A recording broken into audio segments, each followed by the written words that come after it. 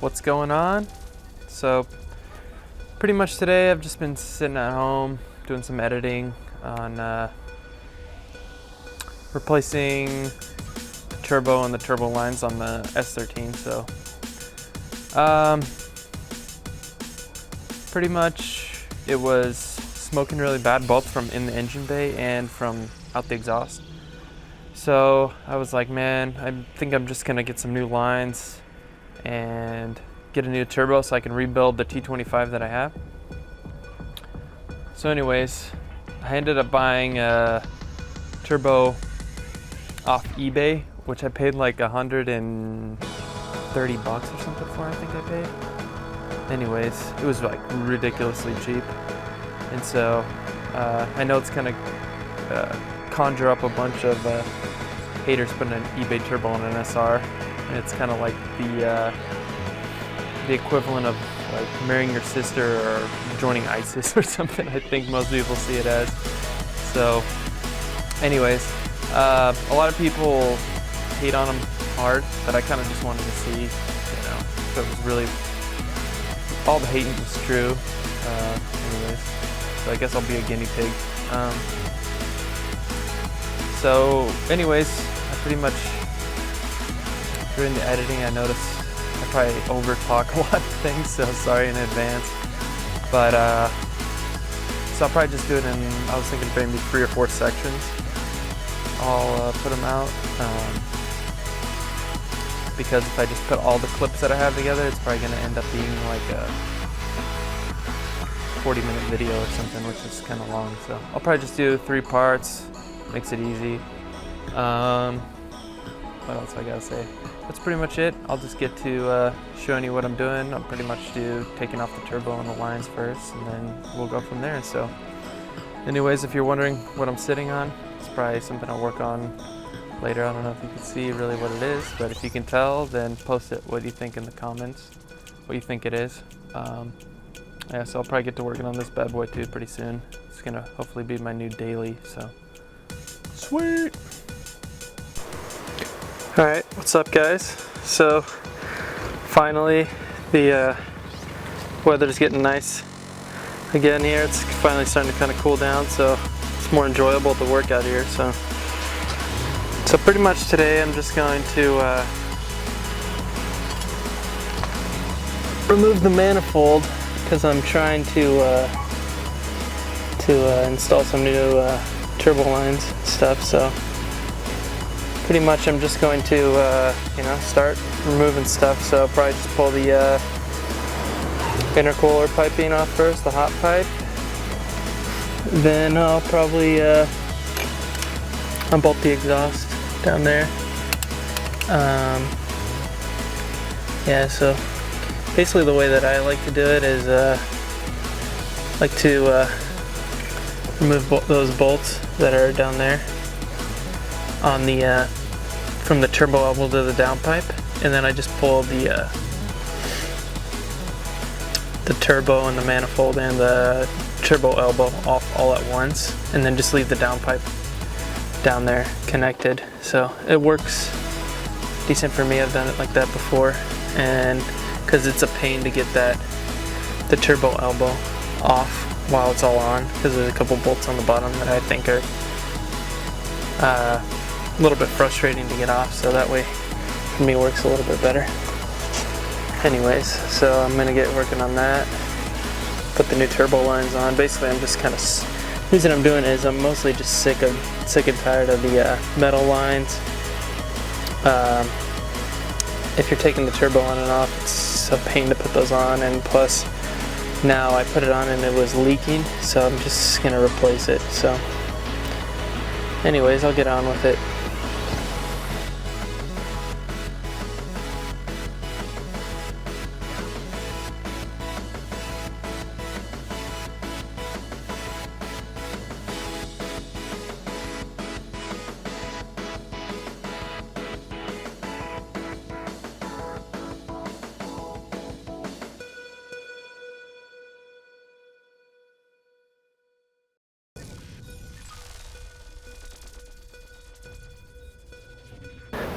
Plug and Just the hose clamp down there. Pull the intake off. One step closer.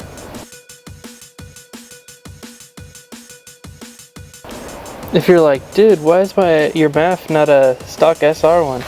Well, this is actually a, hold on, let me get the focus right. It's actually a 3-plug single overhead cam KA mass airflow sensor. So if you just wire it up, you can get it to work, and then that way you can go to, you know,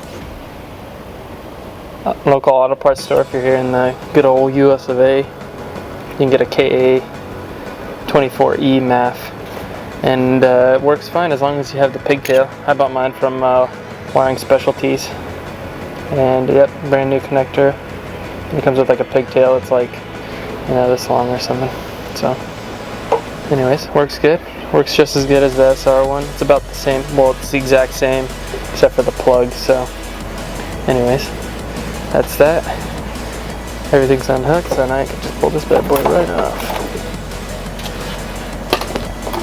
And don't mind all my ghetto plugs on the intake. I just am not running any of that stuff on there. So anyways, so now there she is. So yep. So now I just gotta pull some more stuff off. I'll probably get the downpipe. Actually, I'll probably pull the lines first. There's one of them in there. You can see it. Let me see if I can get a good zoom on it. Yes, that guy right there. There's one of the lines, and the other one's tucked up in there. Right there, you can kind of see it shining in the light. So pull that guy out too. So anyways, yeah, fun stuff. So getting going. So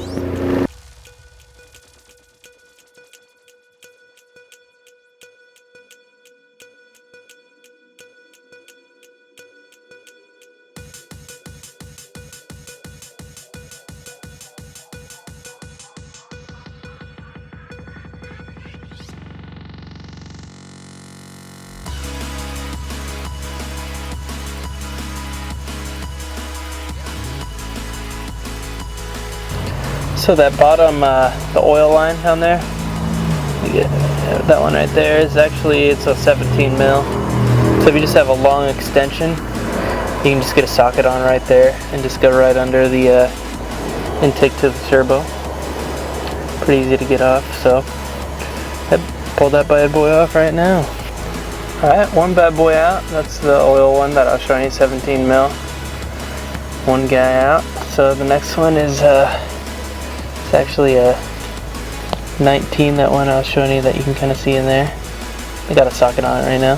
So if you just go now above the intake to the turbo, just with a long, same size extension, it fits right in there. So I'll get that guy off now.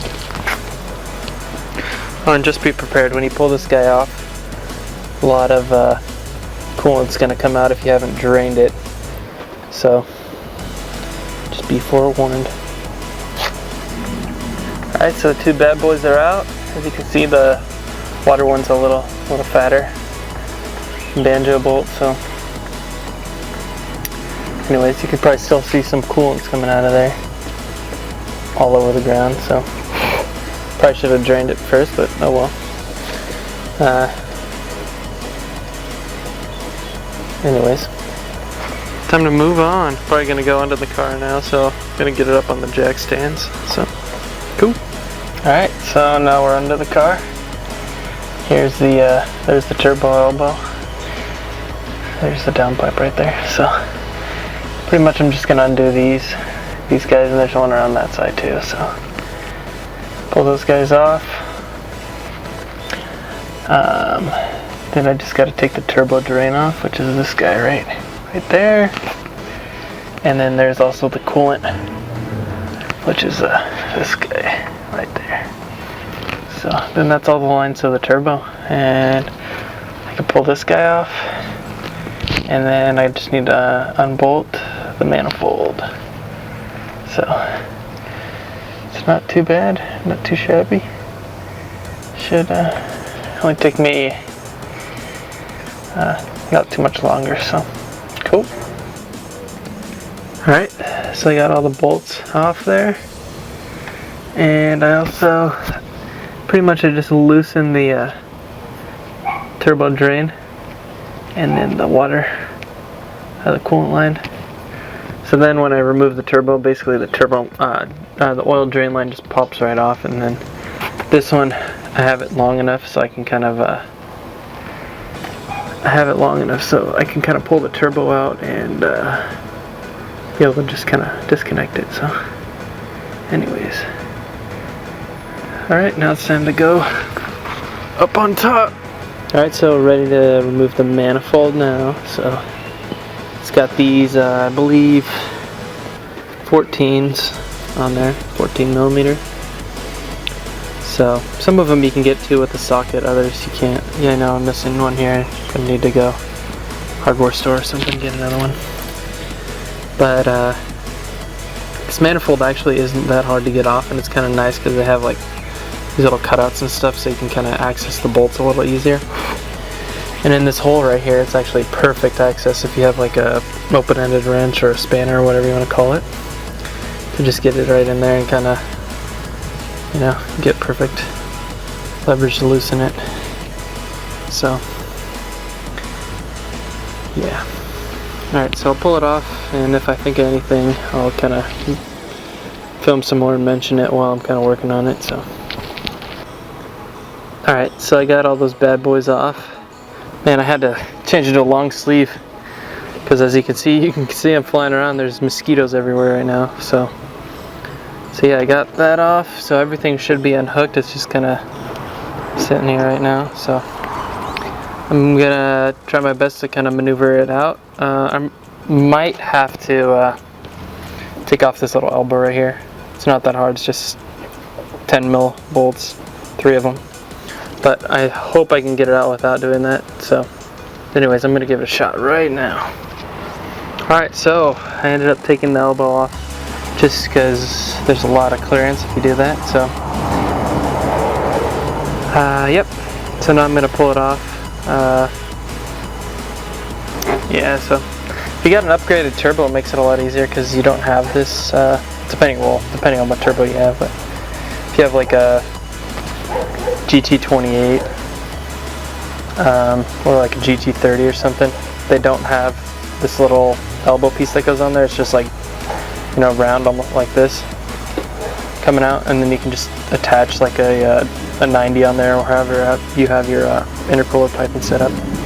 So it makes it easier, I think, personally, because then you don't have this whole elbow sticking out, like, you know, that far, limiting your space to pull out the whole manifold and everything. But I guess it's not really that big of a deal.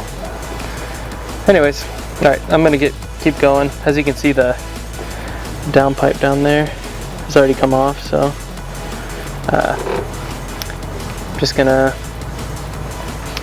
pull it off. So here we go.